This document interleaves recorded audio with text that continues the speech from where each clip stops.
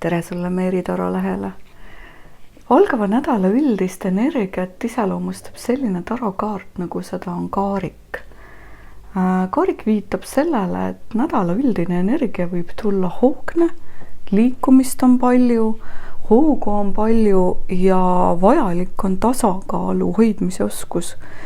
Kaariku kaart on selline liikuv ja ta võib viidata sellele, et sa otse kui jätad tuttava ümbruse ja asud teekonnale. Tarvis on enesekindlust ja ettevõtlikkust ja riskivalmidust. Ja kaart vihjab ka sellele, et sul on olemas osavus, jõud ja kõik vajalikud vahendid selleks, et sellel teekonnal hakkama saada. Küll aga iga uus algus ja iga teekonna algus on seotud tundmatuga ja kõik, mis on meile meelele tundmatu, võib olla pisut hirmutav.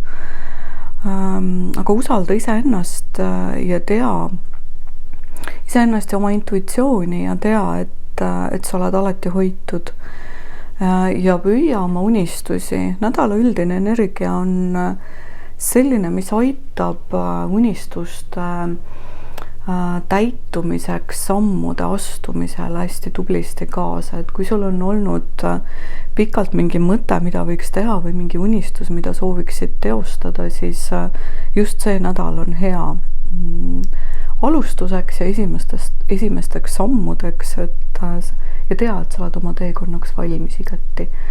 Nii nüüd suhete positsioonil on selline tarokaart nagu karikate 3. Karikate 3 on selline mõnus, lustlik, tore kaart, mis toob suhetesse sellist jagamist ja rõõmu energiat. Miks mitte veeta sellel nädalal rohkem aega koos oma kallitega ja olla koos tänulik, rõõmustada oma sõprade üle ja rõõmustada nende edusammude üle ja jagada ka enda edusamme. Olla sellises mõnusas üksmeeles ja osaduses omavahel. Just eriti naistele on hästi olulised sellised südamest südamesse koos olemise ajad ja kevad on selleks ka ideaalne aeg, on ju. Et rõõmusta ja ole tänulik selle eest, mida elu sulle sõprade näol on toonud, et millised imelised inimesed sul ümber on. Märka neid ja avalda neile ka oma südamest tulevat tänu selle eest, et nad on sinu kõrval.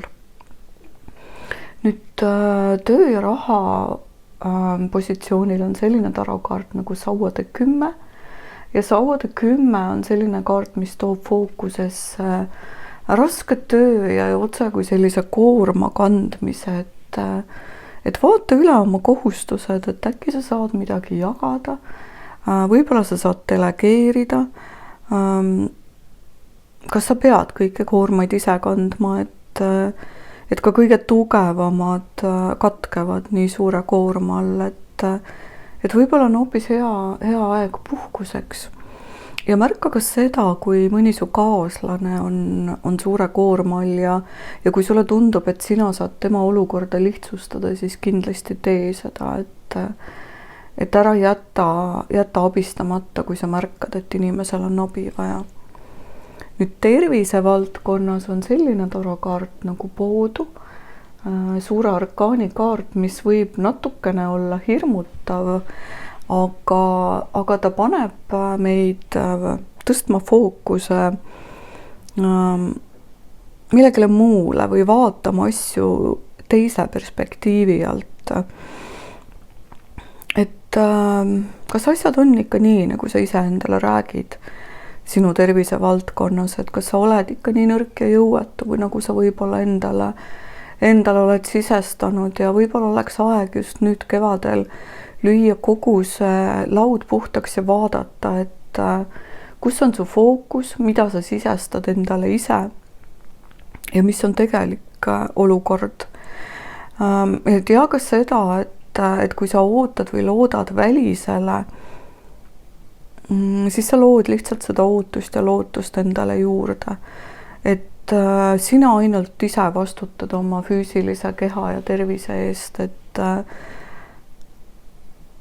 sa tead, mida sa pead tegema või mis on sulle hea ja kui sa ei tea seda, siis alati on inimesi, keda sa saad kaasata, kelle käest sa saad abi küsida. Ja miks mitte proovida sellel nädalal midagi uut? Proovimine ei võta sul tükki küljest ära, aga võib sind tuua hoopis teise perspektiivi, kus sa praegu oled. Aitäh sulle ja toredat nädalat!